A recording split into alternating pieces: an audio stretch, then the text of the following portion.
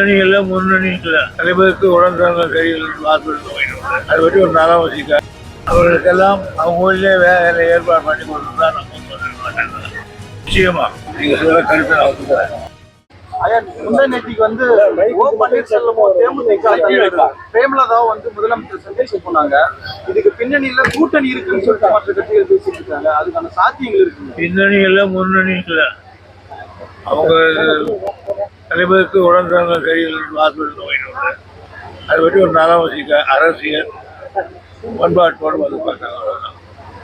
ஏற்கனவே வந்து இந்த வாக்காளர் சிறப்பு திருத்தத்துக்கு எதிர்ப்பு தெரிவிச்சிருந்தீங்க. இந்த நிலையில தமிழ்நாட்டில் மட்டும் பீகாரை சேர்ந்த 6.5 லட்சம் வாக்காளர்கள் இணைவதற்கான வாய்ப்பு இருக்குன்னு சொல்லிட்டு அரசே சொல்லியிருக்கு மத்திய அரசு. ஸோ வெளி மாநிலத்தை சேர்ந்த இவ்வளவு லட்சம் பேர் இங்க வாக்காளர்களாக வாய்ப்பு இருக்கு, எப்படி பாக்குறீங்க? அதான் நாங்கள் சொல்றது, அவர்களுக்கெல்லாம் அவங்க ஊர்லேயே வேலை ஏற்பாடு பண்ணி கொடுத்து தான் நம்ம சொல்ல மாட்டாங்க. இங்கே வந்திருக்காங்க. இப்போ இது என்ன செய்கிறதுன்றது மிகப்பெரிய ஒரு பிரச்சனை.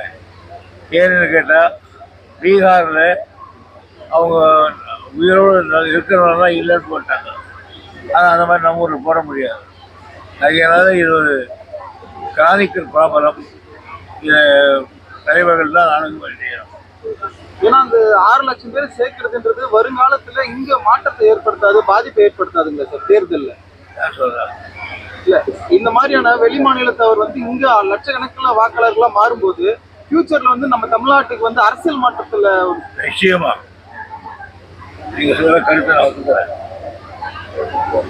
இதுபோன்ற செய்திகளை மேலும் தெரிந்து கொள்ள எங்களது யூடியூப், ஃபேஸ்புக் மற்றும் ட்விட்டர் ஆப்களை சப்ஸ்கிரைப் செய்யவும்.